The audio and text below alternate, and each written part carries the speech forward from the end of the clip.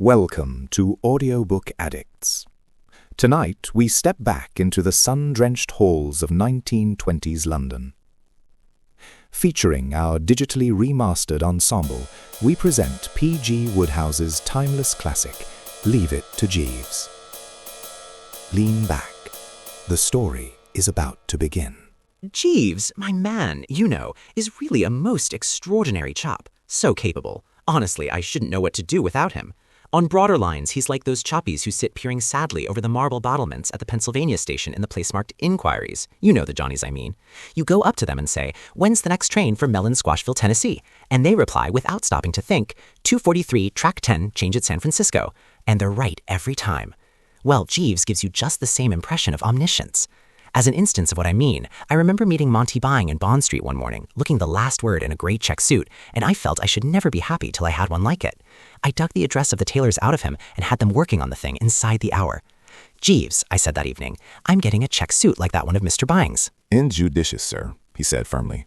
"It will not become you." "What absolute rot! It's the soundest thing I've struck for years." "Unsuitable for you, sir." Well, the long and the short of it was that the confounded thing came home and I put it on, and when I caught sight of myself in the glass, I nearly swooned.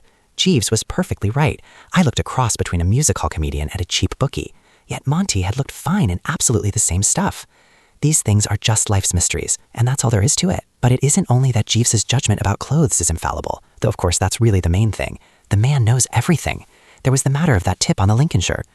"Jeeves," I said, for I'm fond of the man and like to do him a good turn when I can, "if you want to make a bit of money, have something on Wonderchild for the Lincolnshire." He shook his head.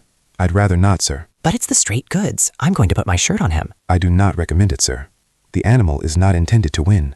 Second place is what the stable is after." Perfect piffle, I thought, of course. Still, you know what happened. Wonderchild led till he was breathing on the wire, and then Banana Fritter came along and nosed him out.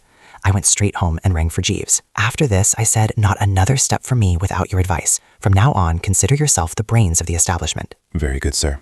I shall endeavor to give satisfaction." I first got to know Corky when I came to New York. He was a pal of my cousin Gussie. Corky was one of the artists. His principal source of income, however, was derived from biting the ear of a rich uncle, one Alexander Warble, who was in the jute business. Corky trickled into my apartment one afternoon, shooing a girl in front of him, and said, "Bertie, I want you to meet my fiancée, Miss Singer." "Corky, how about your uncle?" "We're so scared, Mr. Wooster," said the girl.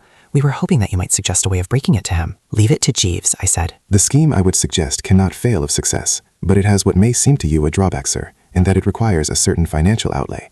I would suggest, sir, that Mr. Corcoran take advantage of Mr. Warble's attachment to ornithology. Why should not the young lady write a small volume to be entitled, let us say, The Children's Book of American Birds, and dedicate it to Mr. Warble?" A day or two later, he meandered up the avenue to my apartment to tell me that all was well. The uncle had written Muriel a letter so dripping with the milk of human kindness that Corky would have refused to believe him the author of it. Shortly after this, I had to go out of town. I had been wondering a lot, of course, about Corky, and my first evening back in New York, I found Muriel Singer there, sitting by herself. "Why, of course I see now. You're married." "Yes, I want you to meet my husband, Mr. Wooster. Alexander." I spun round. A choppy with a lot of stiff grey hair and a red sort of healthy face was standing there. The old boy grasped my hand warmly. The place was rocking, absolutely. When I reached my apartment, I heard Jeeves moving about in his lair.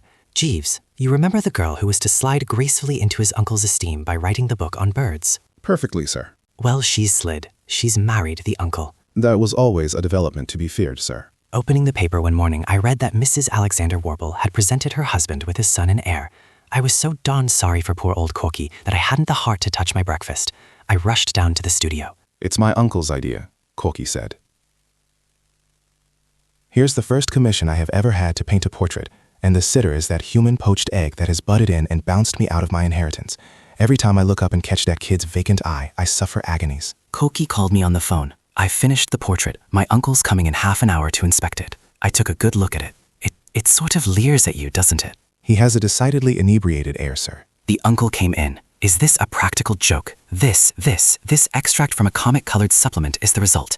Unless you report at my office on Monday morning, prepare to abandon all this idiocy, not another cent." "If I might make a suggestion, sir. It was a favorite saying of Mr. Thistleton that there is always a way.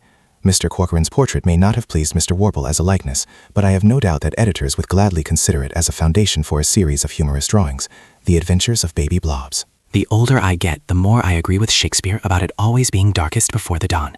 Look at Mr. Corcoran now. He's got a gold mine. I am putting out the brown suit, sir. No, I think I'll wear the blue with the faint red stripe. Not the blue with the faint red stripe, sir. Oh, all right, have it your own way. Very good, sir. Thank you, sir.